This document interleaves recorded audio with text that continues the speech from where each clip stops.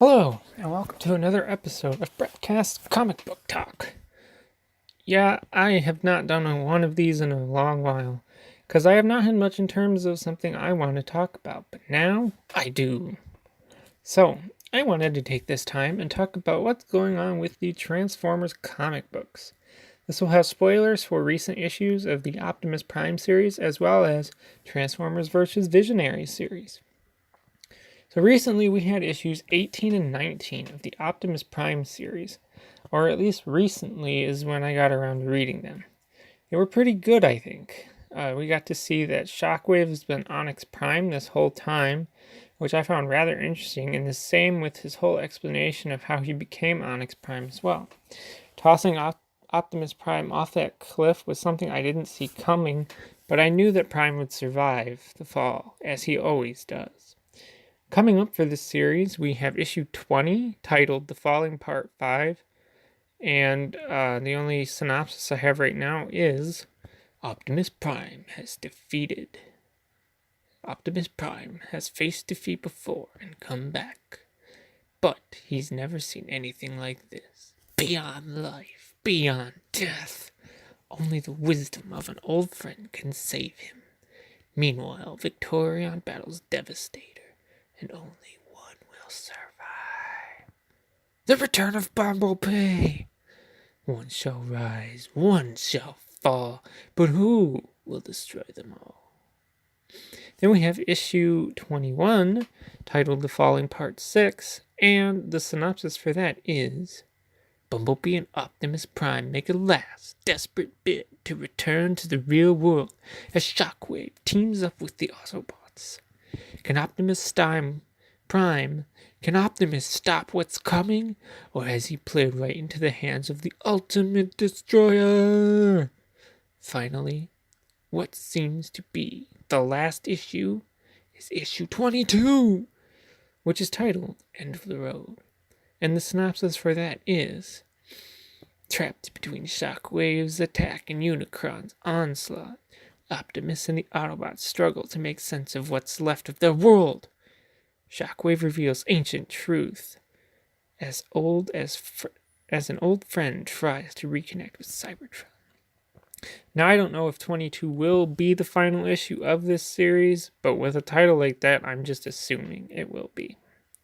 So then we have Transformers vs. Visionaries, and recently we had issue 5, which I really enjoyed. They were finally able to get that bomb to go off and pretty much save Cybertron and New Prismos, or whatever it's called, which is all fine. I was a little worried while reading because they had Ironhide carry the bomb, and I was like, please don't go kill Ironhide, not like this.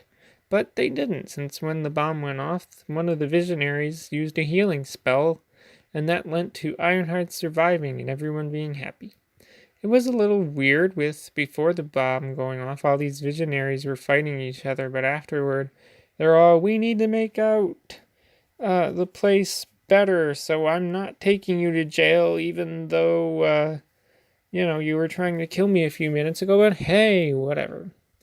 Unfortunately, this was the last issue of this series, and it was an alright conclusion. A lot better than the Invincible Iron Man number 600, if you know what I'm talking about. But I knew this series would be ending very soon. I never knew who the Visionaries were before the series, and I still feel like I don't really know them that well. Maybe a little bit better. But I still feel like there's a lot more I could learn about the characters. So, speaking on the future of Transformers comics, as of this recording, the storyline, as I mentioned, for Optimus Prime has issues 20, 21, and 22, but that's not all. All of this is coming to a really, really big thing, and that is the next series, which is no secret anymore, and that's the series Transformers Unicron. So not only is the Optimus Prime series coming to an end, but the whole Transformers story that IDW has created is also coming to a full end. Now, I have mixed feelings about this because I love what IDW has done with the Transformers comics. For as much as of it of it that I have read, and I don't want to see it end. But on the other hand, I'm really excited for this Unicron series. From what I've read, which is the Free Comic Book Day issue number 0 of this series, it looks like it's going to be big, and it's just going to be awesome seeing Unicron in the IDW Transformers universe. Before we move on, I will tell you the synopsis for the first issue of Transformers Unicron. But first, just the first, even though the first 2 are actually listed on my comic shop. But I will stick to the first issue, and that's The End is Nigh. The darkest hour has come. Optimus Prime stages a desperate gamble as the World Eater, Unicron, approaches Windblade's homeworld, but that's just the appetizer. The main course is Cybertron, with the side of Earth, and it's starting to look like no force in the galaxy can stop the end from coming. I've also noticed that according to my comic shop, both issues 1 and 2 of Transformers Unicron are listed at $4.99. That's interesting. I'm not mad at this, but the last issue of Transformers vs. Visionaries, as well as the last few issues of Optimus Prime, are all $3.99. So maybe it's because this is the big last series before they possibly reboot the Transformers comics again. So that's why I'm really not complaining about it. Also, the Unicron series is going to be coming out in July. So other than that, there is another Transformers series that I was told is coming out at the end of June here. Some of you may not care about it, but I know I am, because it's a Transformers comic, so I'm going to talk about it in this.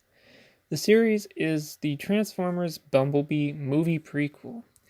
That's why I know most of you will not care, because it's related to the upcoming movie. I, for one, am very intrigued by the trailer for the movie, so I want to know as much as I can about what's happening and what has happened to Bumblebee before the actual movie, so I made sure to add this to my pull list at my local comic book shop.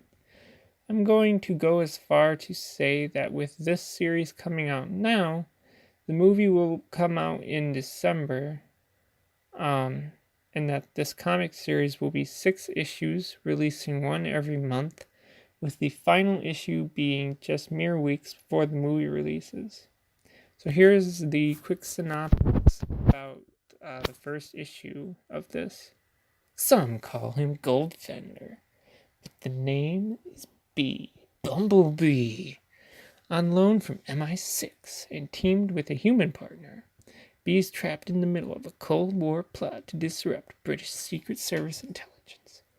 But when things go wrong, it's up to B to discover if there's a traitor in their midst. In the spy world, allegiances can change just as easily as a transformer.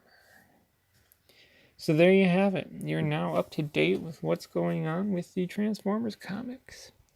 I must say again that I really do love what IDW has been doing with the Transformers since 2006 or so. I have loved all the stories that I have read, and I'm glad that I have stuck with them and not given up on IDW for one small thing that happened in a comic.